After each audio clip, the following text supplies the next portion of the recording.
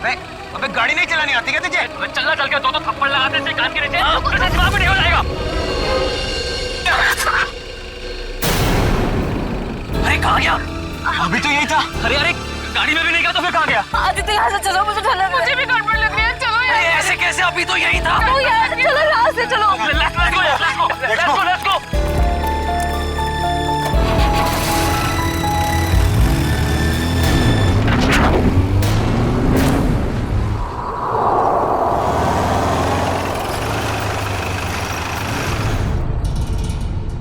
लो, आ गया तुम्हारा घर। और तुम बेमतलब का इतना डर रही थी। आदित्य सच, मुझे अभी भी बहुत डर लग रहा है। देखो सिया, इसके बारे में सोचो ही मत, कुछ भी नहीं होगा। बट आदित्य, मैं इसे भूल ही नहीं पा रही। अगर वो हमारे पीछे पड़ गया तो? सिया, ये बेकार की बातें अपने दिमाग से निकाल दो प्लीज। और प्लीज ये बात किसी को मत बताना। लेकिन सनी, कैसे भूल जाऊं? लेकिन कुछ नहीं सिया, बस तुम ये सोच लो कि हम लोगों ने कुछ देखा ही नहीं। कैसी बातें कर रहे हो गगन? यार उसने हम सबको देख लिया है। हाँ। और सिया, तुझे याद है ना, वो हमें देखकर मुस्कुरा रहा था। सिमी, तुम इसे हिम्मत दिला रही हो कि तुम इसे और डरा रही हो? देखो सिया, तुम आराम से घर जाओ। सिया! पापा, तुम घर जाओ, मुझे जिस बात का डर था वही हुआ। सिया तुम जाओ। Bye guys, bye bye guys.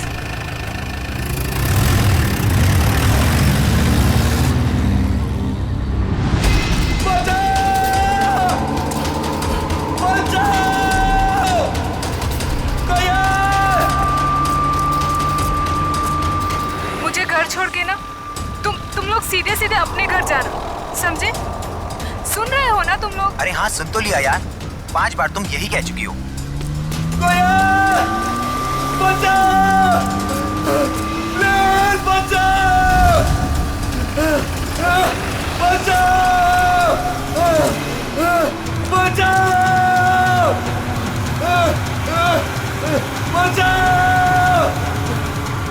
ये तो वही गाड़ी है ना? हाँ यार।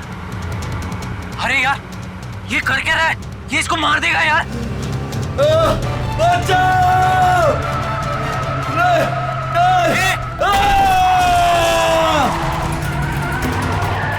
अबे यार मार दिया इसको, मार दिया यार। अरे इसकी हालत तो बहुत खराब है यार। अरे यार, इसे हॉस्पिटल ही चलते हैं, मैं बता रहा हूँ। चलो। सिया, मेरी बात अभी खत्म नहीं हुई। पापा, मुझे मालूम है आप मुझे क्या बोलना चाहते हो। मालूम है तो मेरी बात मानती क्यों नहीं हो तुम? बट पापा, मैं अपने फैसले खुद कर सकती हूँ ना। नहीं, तुम अच्छे बुरे के फैसले नहीं कर सकती। अभी बच्ची हो तुम। अच्छा, तो आप बताइए मुझे, आपके हिसाब से मैं कब बड़ी होंगी? मुझे नहीं लगता कि तुम्हें कभी समझ आएगी। पापा, मैं उससे प्यार करती हूँ, मैं उससे शादी करना चाहती हूँ। मेरे रहते तो बेटा तुम ऐसा कभी नहीं कर सकती हो। तुम्हारी शादी मैं सिर्फ और सिर्फ राहुल से करवा के रहूंगा। नो पापा, मैं राहुल से शादी नहीं करूंगी। मैं इस जन्म में क्या 7 जन्मों तक उससे शादी नहीं करूंगी। देखा बेटा अपने आप को, उस सड़क छाप लड़के के लिए तुम मुझसे सवाल लड़ा रही हो। पापा, आप मुझे मजबूर कर रहे हो बोलने के लिए। मैं तुम्हारा बाप हूँ, तुम मेरी बेटी हो और मेरा फर्ज है कि मैं तुम्हारे अच्छे बुरे का ख्याल रखूं। जब बच्चा आग को चमकती हुई चीज समझकर उसे पकड़ने जाता है ना, तो माँ बाप उसे रोकते हैं। बच्चा चाहे फिर कितना भी रोए, माँ बाप बच्चे को आग के पास जाने नहीं देते। साहब, राहुल बाबा की मम्मी जी आई हैं। इस वक्त? मैंने बुलाया है कविता जी को। 2 दिन के अंदर अंदर तुम्हारी और राहुल की सगाई तय कर रहा हूँ मैं। पापा, आप ऐसा नहीं कर सकते। एक बार मैंने जो फैसला कर लिया उसे कोई नहीं बदल सकता। मैं भी आपकी बेटी हूँ, मैं भी अपना फैसला नहीं बदलती कभी। इसीलिए जब तक तुम अपना फैसला नहीं बदलती, इस कमरे से बाहर नहीं जा सकती हो तुम। नहीं पापा, पापा ऐसा मत करो। पापा प्लीज, पापा प्लीज, पापा प्लीज। पापा,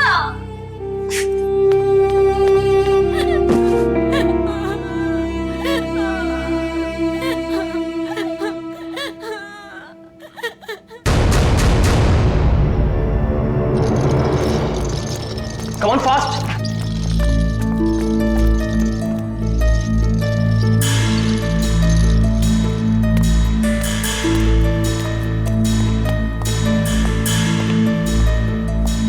बहुत खराब एक्सीडेंट हुआ यार।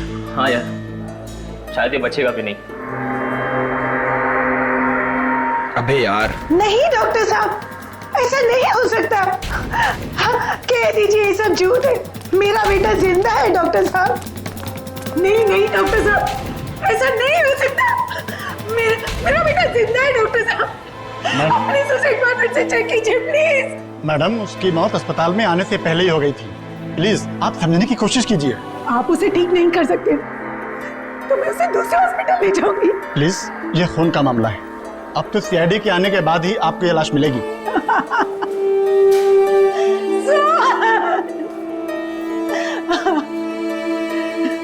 मैं उस खूनी को नहीं छोड़ूंगी। उसने मुझे बेसहारा किया। कुछ भी हो जाए मैं उसे नहीं छोड़ूंगी। वो आत्मा हो या जो भी, मैं उसे नहीं छोड़ूंगी। बेसहारा किया है उसने मुझे, मैं उसे नहीं छोड़ूंगी। कहीं आंटी उस आत्मा के बारे में बात तो नहीं कर रही है ना, जिसने इस आदमी को मारने की कोशिश की है? हाँ यार, मुझे भी ऐसे ही लग रहा है। हाँ भाई, मैं तो बोलता हूँ ना कि हमें इन सब चीज दूर रहना चाहिए। तू सही बोल रहा है, हमें ना ये सारे झमेलों से दूर रहना चाहिए। हाँ सिया, क्या क्या बात कर रही हो? ओके, नहीं नहीं सुनो, तुम टेंशन मत लो, मैं बस अभी वहां आता हूँ। हाँ नहीं नहीं, मैं बस आ रहा हूँ, बस यहाँ से निकल रहा हूँ मैं। हाँ अब क्या हुआ? अरे यार, सिया के पापा ने उसको कमरे में बंद कर दिया और वो उस राहुल से उसकी एंगेजमेंट करने वाले हैं। यार मैं जा रहा हूँ, ठीक है? यार तुम दोनों एक काम करना। पर तो सीए से मिलेगा कैसे? पता नहीं यार, मैं देख लूंगा, कुछ ना कुछ कर लूंगा। तुम दोनों ना कोई एक होटल में एक रूम बुक कर लो यार, ताकि एटलीस्ट एक रात में उसको वहां रख लूं और फिर कल सुबह मैं उससे शादी कर लूंगा, पक्का। चल भाई ख्याल रख अपना।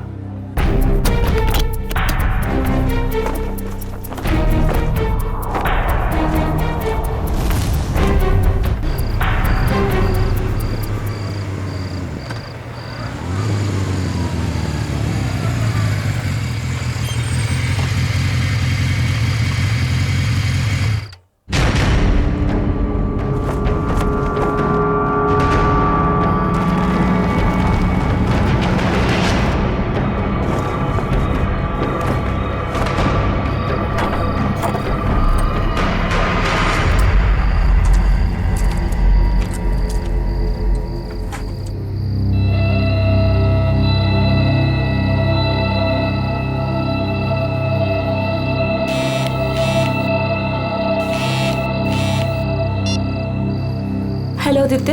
हाँ सिया, मैं आ गया हूँ। या आई एम कमिंग।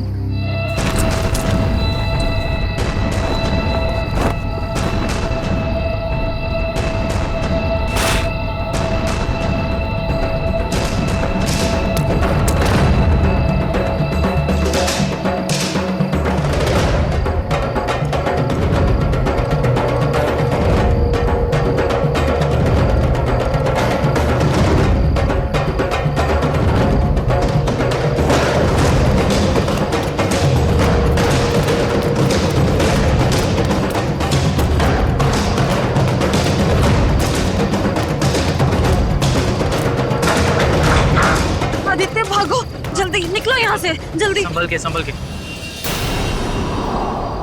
आदित्य, हाँ वहाँ कोई है, वहाँ पे कोई है।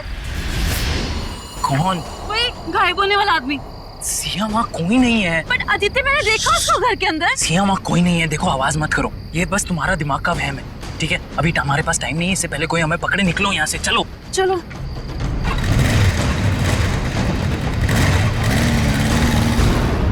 अच्छा, लेकिन ये सब हुआ कैसे? हाँ, आप उधर ही मैं नोट कर रहा हूँ। ओके। अच्छा, और फिर क्या हुआ? सर, मार डाला उसने मेरे बेटे को। मैं बर्बाद हो गई सर। अब मैं कैसे जिंदा रहूंगी अपने बेटे के? एक मिनट, किसने मार डाला आपके बेटे को? हाँ, कब? मेरे देखते ही देखते मेरी लाल ने दम तोड़ दिया। छोड़िएगा मत उस खूनी को, छोड़िएगा मत। उसे कहीं से भी ढूंढ कर ले आइए, उसे कहीं से। मैम एक मिनट शांत हो जाइए आप। पहले ये बताइए कि आपके बेटे को मारा किसने? पता नहीं कौन था, मार दिया मेरे सोहन को, मार दिया। संभालिए अपने आप। मेरे लाल को हमेशा के लिए सुला दिया उसने। देखिए मैम, हम आपके बेटे को जिंदा तो नहीं कर सकते फिर से, पर उसके खूनी को सजा जरूर दिलवा सकते हैं। आप ये बताइए कि हुआ क्या, ये सब कैसे हुआ? मैं अपने कमरे में थी सर, तभी सोहन की चीख सुनाई दी। मैं भागे भागे वहां पहुंची तो देखा उसने सोहन को चाकू मार दिया था और वो खूनी खिड़की की तरफ भागा। वो खिड़की से बाहर निकल गया? नहीं सर, वो खिड़की तो बंद थी। मैंने उसे ढूंढने की बहुत कोशिश की लेकिन वो कहीं नहीं दिखा मुझे। ऐसे गायब हो गया जैसे कोई आत्मा या कोई गायब होने वाला आदमी। मुझे कुछ नहीं मालूम है, मुझे कुछ नहीं मालूम। प्लीज संभालिए अपने आप को, शांत हो जाइए। देखिए, हम आपके बेटे के खूनी को सजा जरूर दिलवाएंगे। आप फिलहाल घर जाइए प्लीज, हम लोग देखते हैं। प्लीज आइए मैम, प्लीज को सजा दे। आइए मैम, बिल्कुल बिल्कुल, आप शांत हो जाइए, आइए। सर कई लोगों ने उस आत्मा को देखा सर। मेरा मतलब है वो गायब होने वाले आदमी को सर। हाँ सर, उस आदमी ने अपनी गाड़ी से 4 लोगों को ठोकर मारी सर, और तो और कुछ लोगों के ऊपर जानलेवा हमला भी किया। सर सिर्फ रात को दिखता है, देखते देखते गायब हो जाता है और फिर वापस भी आ जाता है। पता नहीं सर वो क्या चीज क्या है। आदमी तो नहीं हो सकता, कोई खतरनाक चीज लगती है सर। तब तो जल्द से जल्द मिलना पड़ेगा इससे। निकले, काम करो, सोहन की लाश को फॉरेंसिक पे मंगवा लो। जाओ। हेलो, इंस्पेक्टर दया। क्या? कब, कहां पे? ओह नो, ठीक है, हम लोग अभी वहां पहुंचते हैं। उस अदृश्य होने वाले आदमी ने 2 खून और कर दिए। यार गगन, तूने हमारे लिए कितना कुछ किया है यार। अरे आदित्य भाई, दोस्ती में ये थैंक्स एंड ऑल इतना फॉर्मल होने की कोई जरूरत नहीं है, ठीक है? तुम लोग होटल कर रहे थे तो मैंने सोचा यार ये अपना घर है, बंद पड़ा हुआ है, तो शादी की तैयारी क्यों ना यहां से की जाए। सिया,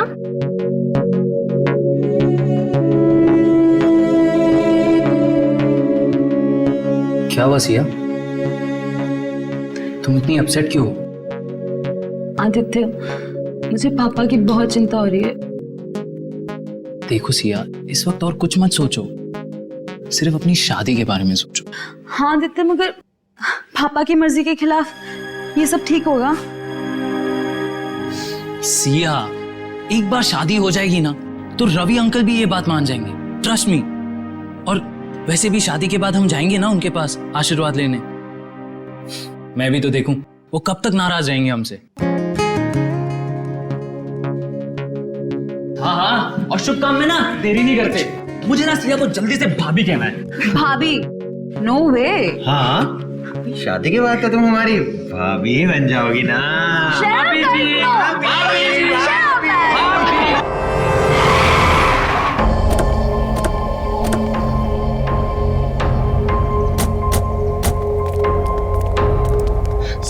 साहब, तुमने फोन किया था सीआईडी को? जी साहब। फोन कहाँ हुआ? अंदर साहब।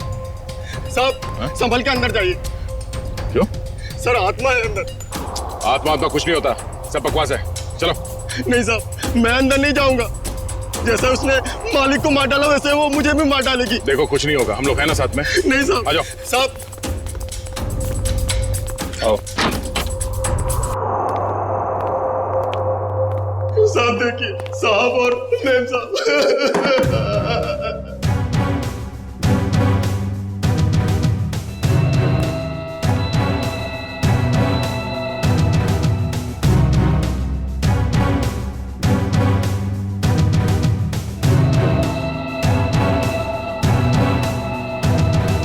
सर, इनके शरीर पे चाकू के घाव के अलावा ना कोई चोट है, ना ही कोई हाथापाई के निशान। सर, इनके शरीर पे भी कोई खरोच का निशान नहीं। मतलब चाकू से हमला अचानक किया गया है, अपने आप को बचाने का मौका ही नहीं मिला इन्हें।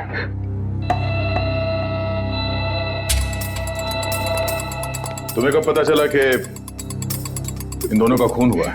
साहब वो कविता मैडम साहब के लिए मैं किचन में चाय बना रहा था साहब। हाँ फिर?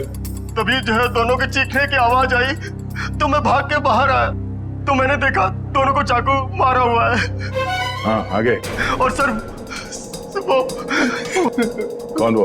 खूनी? नहीं साहब, आत्मा वो गायब हो गया एकदम से मेरी आंखों के सामने साहब। गायब हो गया? हाँ साहब वो फिर आ सकता है साहब। डरो, इस बार आएगा तो हम उसे पकड़ लेंगे। उसका चेहरा देखा तुमने?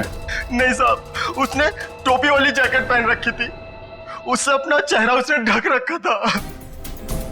साहब मेरा विश्वास कीजिए, मैं झूठ नहीं बोल रहा हूँ साहब, वो आत्मा ही थी। घर के सारे दरवाजे बंद थे फिर भी वो अंदर कैसे आ गए साहब? घर में और कौन कौन रहता है? साहब रवि साहब और सिया मेम साहब। सिया मेम साहब? रवि साहब की बेटी। कहाँ है वो? साहब वो रवि साहब और सिया मेम साहब का झगड़ा हुआ था तो साहब ने उन्हें जो है कमरे में बंद कर दिया था। चलो दिखाओ कहाँ है वो कमरा। साहब ऊपर है। चलो बॉडी को फोरेंसिक लैब भिजवा दें। चलो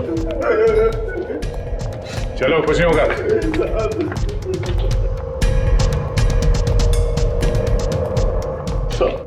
ये वाला कमरा है साहब। ये? हाँ सर। ये तो बंद है। मेरे पास चाबी है।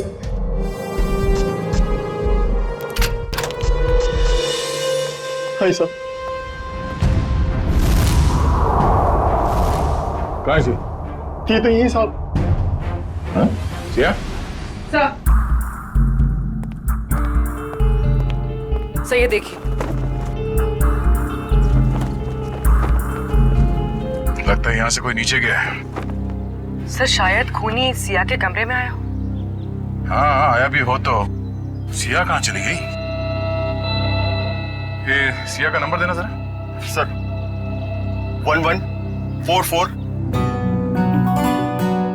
अरे यार आदित्य, भाई सिर्फ देखता ही रहेगा कि क्या पहनना है या पसंद भी करेगा भाई? अरे मेरे भाई, शादी तो जिंदगी में एक ही बार होती है ना, तो यार थोड़ा तो टाइम लगेगा ना। हाँ भाई ले ले ले ले, टाइम ले ले, पर कहीं तेरे टाइम के चक्कर में ऐसा ना हो कि सिया अपना फैसला ही बदल दे।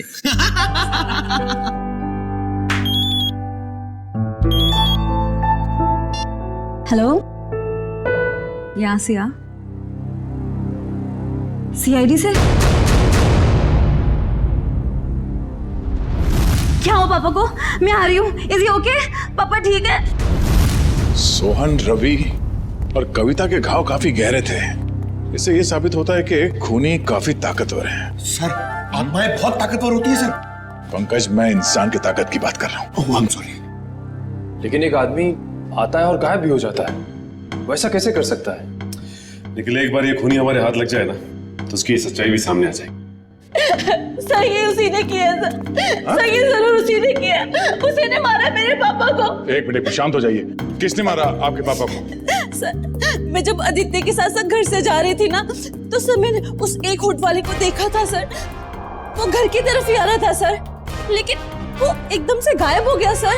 सर काश मुझे पता था वो पापा को मारने जा रहा है तो मैं उसको रोक लेती। काश मैं घर पे रुक गई होती, मेरे पापा आज मेरे साथ होते। अच्छा, आप लोगों ने खूनी को देखा? जी हाँ सर। कहाँ देखा था? सर वो हम कार और बाइक की रेस कर रहे थे और तभी वो वहां से गुजरा था।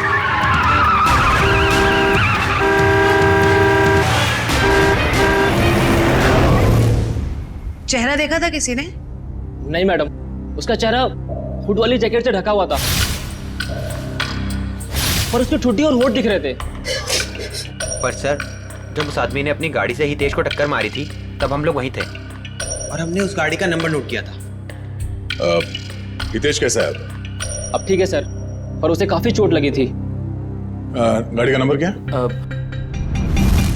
MH01R5393।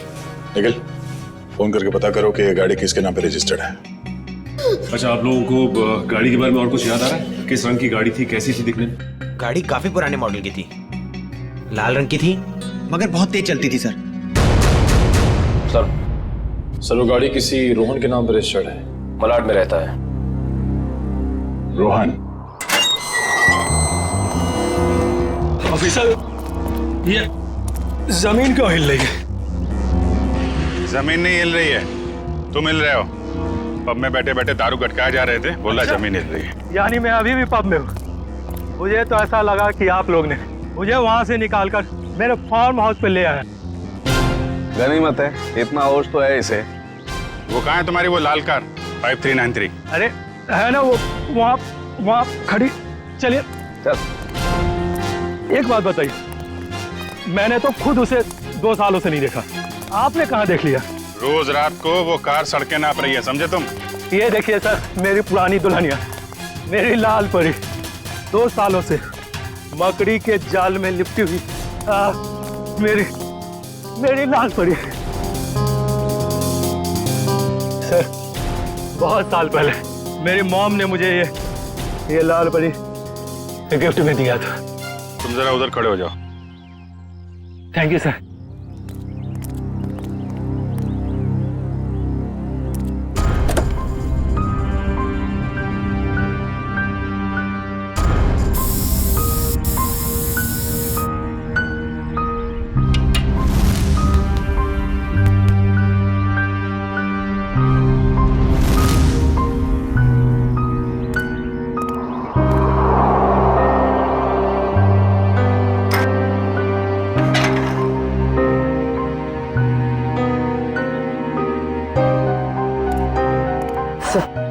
टायर्स में हवा भरी हुई और कार पर कोई धूल या जाला भी नहीं। पेट्रोल भी भर के रखा है और बोलता है 2 साल से कार खड़ी है।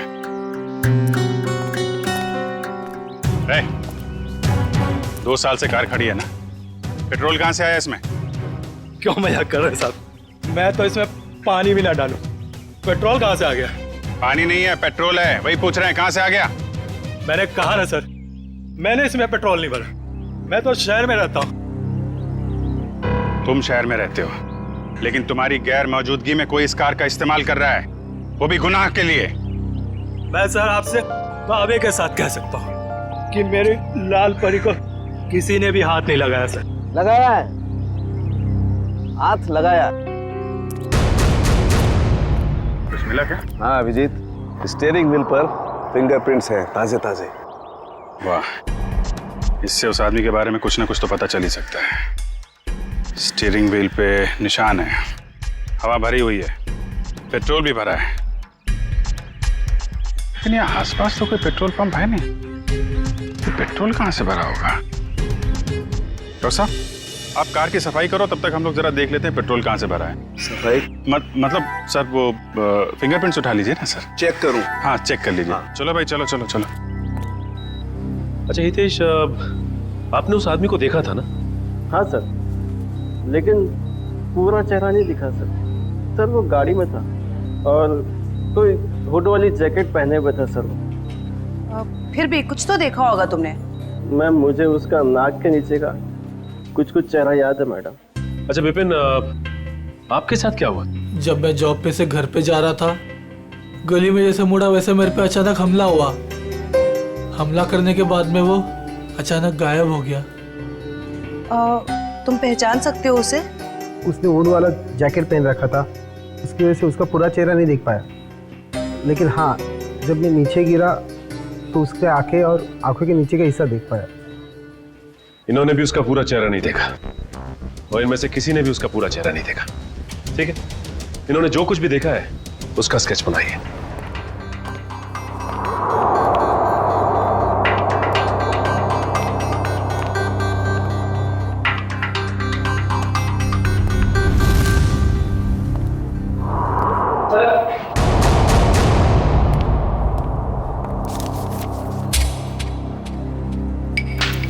एक काम करते हैं जयवंती, 3 डायमेंशनल टेक्निक से इसकी रंगीन तस्वीर बनाते हैं, आसानी से इसकी पहचान हो जाएगी।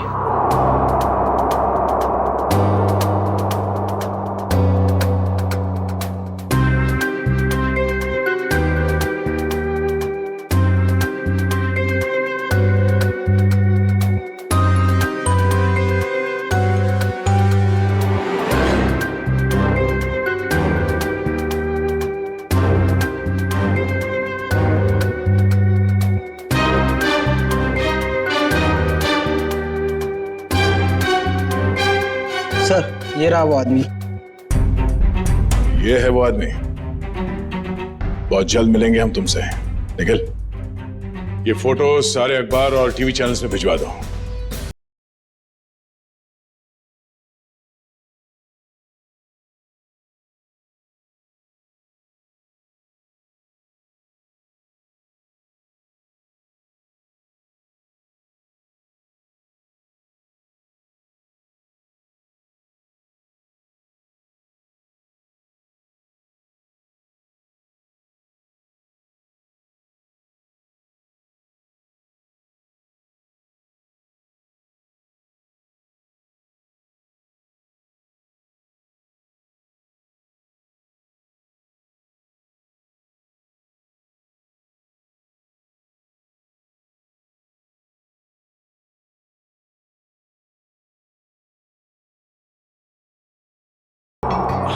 माफ करना साहब, गलती हो गई। लेकिन मैंने क्या किया है? क्या किया है? पेट्रोल ब्लैक करते हो हैं? अरे ये क्या बोल रहे हो साहब? भला अब गैरेज में कोई पेट्रोल बेचेगा क्या? बहुत समझदार हैं ये। तुम बेचते हो पेट्रोल, हाँ या ना? हाँ या ना? हाँ, बेचता हूँ। जब मेरा मालिक यहाँ नहीं रहता तो किसी भी गाड़ी से निकालकर थोड़ा बहुत बेच लेता हूँ। कल किसको बेचा था? कल किसको बेचा था? इस गाड़ी वाले को। मेरे गाने की कसम साहब, ये गाड़ी मैंने पहले कभी नहीं देखी। लेकिन हाँ, कल देर रात 2 लोग आए थे पेट्रोल लेने। उनको पहचान सकते हो? आधी नींद में था साहब, लाइट भी बंद थी। सच में साहब, ध्यान नहीं है। अब मैंने तो बस पेट्रोल दिया और पैसे लिए। अरे कुछ तो याद होगा, कैसे बात कर रहे थे, क्या कपड़े पहने थे हैं? ऐसा तो कुछ याद नहीं आ रहा साहब। पर गाना साहब जी। फिर गाने की बात? मेरा कहने का मतलब है, कल उनमें से एक ने कान में ईयरफोन लगा रखा था और गाना इतने जोर से बज रहा था कि मुझे तो ऐसे ही सुनाई दे रहा था। कान में ईयरफोन लगा रखा था? हो सकता है उनमें से कोई रोहन की गाड़ी लेके जाता हो। सारी मीडिया पूरे शहर में ये फोटो फैल गई है। बहुत जल्द पता चल जाएगा कि है कौन। हमारे बेटे की फोटो इस तरह हर चैनल पे कैसे दिखा सकते हैं आप? तो ये आपका बेटा है? हाँ, कमल। मैं आप लोगों के खिलाफ केस दर्ज करने वाला हूँ। आप लोगों ने हमारी भावनाओं और जज्बातों को चोट पहुंचाई है। आपके बेटे ने खून किया है, लोगों को जान से मारने की कोशिश कर रहा है और आप हम पर केस करने वाले हैं? जो मन में आए बोले जा रहे हैं आप। सीआईडी वाले हैं तो क्या हुआ, कुछ भी बोलेंगे? आपका बेटा कहाँ है? आपका बेटा कहाँ है?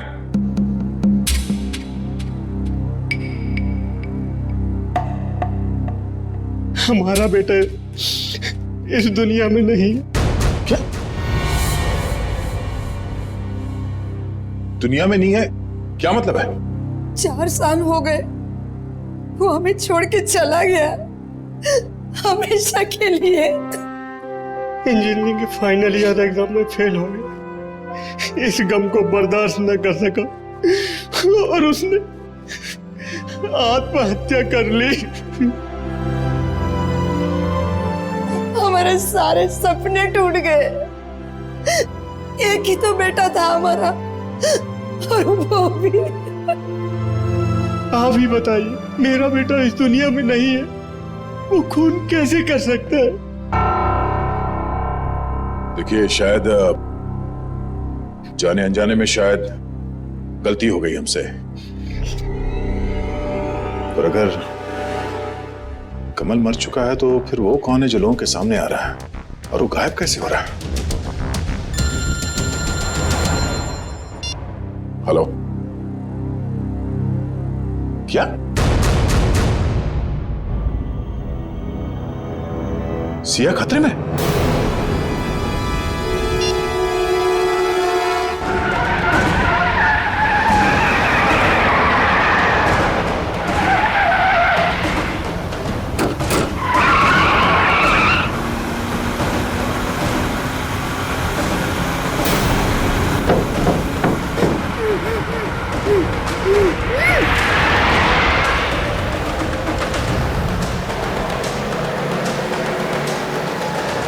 मुंबई से बाहर की तरफ जा रहा है। अब हमसे दूर जा नहीं सकता वो। सर अच्छा किया हमने इसकी गाड़ी में बग फिट कर दिया ताकि इसकी हरकतें सामने आ सकें। हाँ सर, उसे पता ही नहीं कि हम उसका पीछा कर रहे हैं। मगर हमें पता था कि वो अपनी हरकतों से बाज नहीं आएगा, इसीलिए उसकी गाड़ी में बग लगा दी।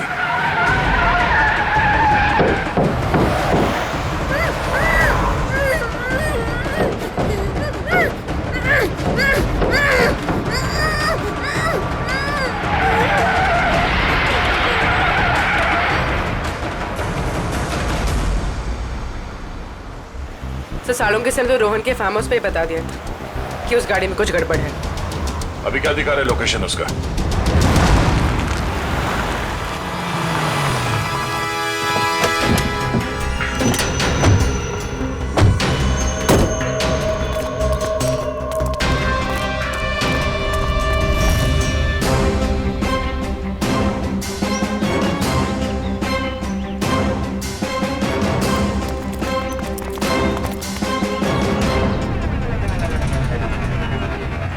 चारों तरफ फैल जाओ, सावधान रहना।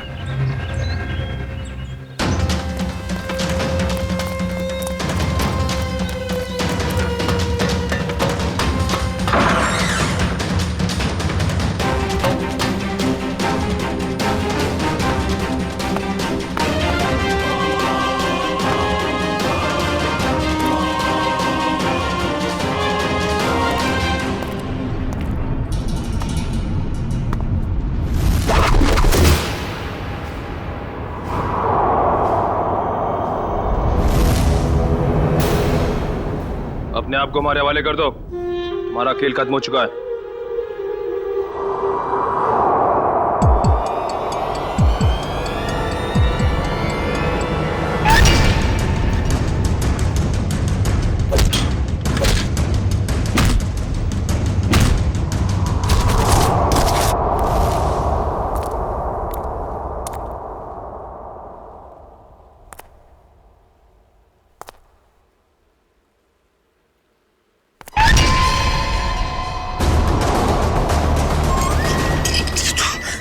सामने आके खड़ा हो गया।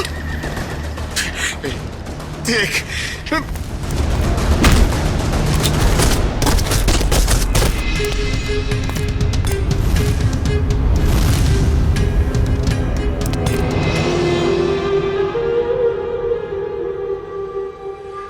मुझे पता है असली मुजरिम तू नहीं है।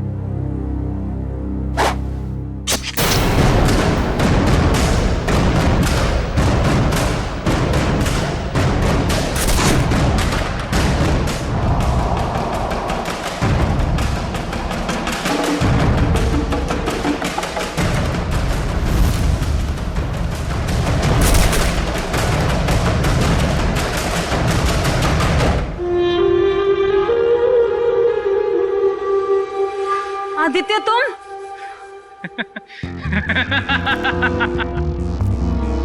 वाह रे मेरा नसीब वाह, मानना तो मुझे सिर्फ तुझे था, और बेचारे ये सारे सीआईडी वाले फंस गए। आदित्य मैंने तुमसे प्यार किया था, मैंने तुम पे भरोसा किया था, तुमने क्यों किया ऐसा? बदला, मुझे बदला चाहिए तुमसे। मैंने तुम्हारा क्या बिगाड़ा है आदित्य? तुमने नहीं, तेरे बाप ने। रवि और कविता ने एक छोटी सी जगह एक प्लॉट के लिए मेरे परिवार को मार डाला, और अब मैं तुझे मारूंगा और इन सबको भी। आदित्य नो, तुम ऐसा नहीं कर सकते। ये रिमोट देख रही हो? इसको दबाते ही तुम सब लोग ऊपर उठ जाओगे। नहीं आदित्य, आदित्य नो, आदित्य मत करो ऐसा, प्लीज डोंट डू दैट। चलो boys. Aditya no, Aditya please मत जाओ, आदित्य। पता है मेरे माँ बाप भी ऐसी तट पे थे और चिल्ला रहे थे, तेरे बाप ने एक नहीं सुनी।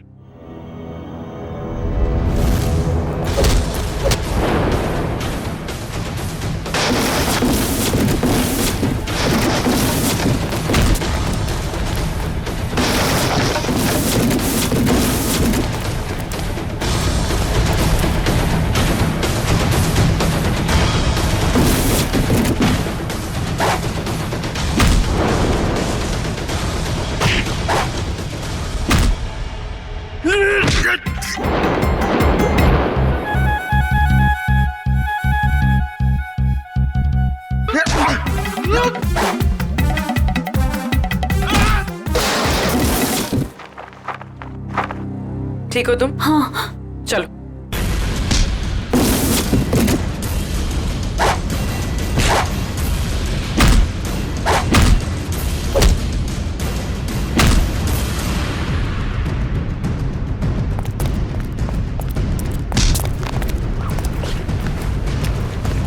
बता, क्या फर्क है तुझ में और सिया के पिताजी रवि में? उसने तेरे माँ बाप को मार दिया और तुमने उन्हें मार दिया। बता।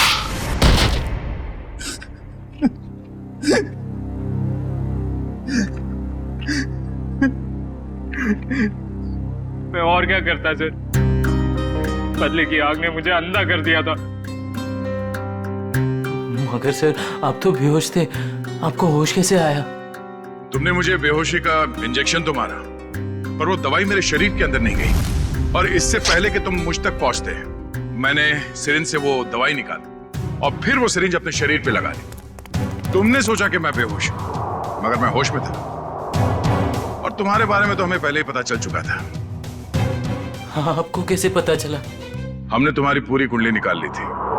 कमल मर चुका है और लोगों ने जिस आदमी को देखा है वो दिखने में, उसकी चाल डाल और कपड़े पहनने का स्टाइल आपके बेटे कमल जैसे कैसे हो सकता है? सर वो नहीं पता। हाँ, लेकिन हुड वाले जैकेट पहनना मेरे कमल को बहुत पसंद था सर। वो अक्सर जैकेट पहने ही रहता था। सर कमल के कॉलेज के टाइम्स के सर वीडियोस और फोटोग्राफ्स हैं सर हमारे पास। हम वो देख सकते हैं? जी सर।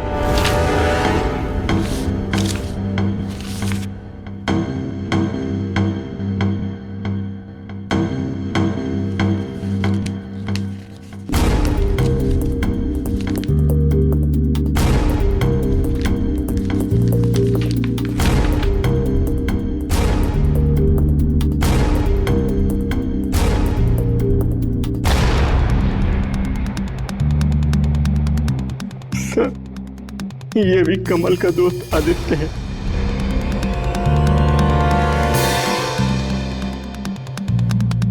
ये बात है सर। अभिजीत सर बता रहे थे कि जो लड़का गैरेज में पेट्रोल लेने आया था उसने अपने कान में हेडफोन लगा रखा था। हाँ फ्रेडी, एक काम करो, इस गगन और आदित्य इन दोनों की पूरी डिटेल्स निकालो। Yes sir. Pankaj. Sir video ready है।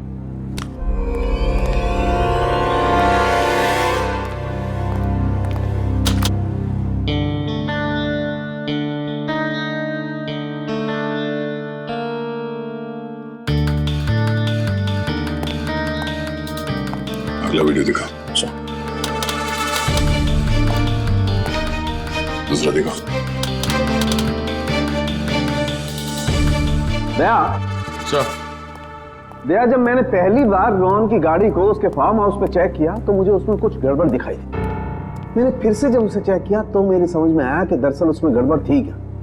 दया, रोहन की गाड़ी में एक होलोग्राम प्रोजेक्टर लगा हुआ था। क्या?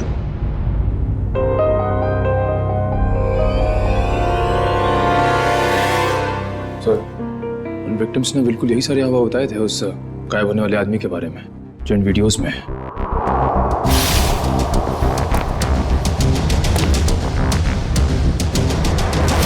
इसका मतलब है उस आदमी के गायब होने का जो हल्ला मचा हुआ है वो और कुछ नहीं बल्कि इस वीडियोस को प्रोजेक्टर के जरिए होलोग्राम से दिखाया जा रहा था। सर। हाँ फ्रेडी, क्या पता चला? सर, आदित्य के परिवार को रवि और कविता के कंपनी वालों ने ही मारा है। और सर, जिन लोगों पे हमला हुआ था वो रवि और कविता की कंपनी में काम करते थे। इसका मतलब है ये सारा खेल तमाशा आदित्य का है। और जैसे ही डॉक्टर सालुंके ने कंफर्म कर दिया कि तुम्हारी कार में होलोग्राम का प्रोजेक्टर लगा था, हमें समझ में आ गया कि तुम्हारा प्लान क्या है। पापा सही बोलते थे, तुम प्यार करने के लायक ही नहीं हो। अरे तुम्हारा बाप कौन सा दूध का दूल्हा था? हाँ? और तुमने भी कानून की मदद लेने के बजाय कानून को अपने हाथ में ले लिया। अब अपना ये होलोग्राम वाला करतब कैदियों को दिखाना जेल में, फांसी का ऑर्डर आने तक।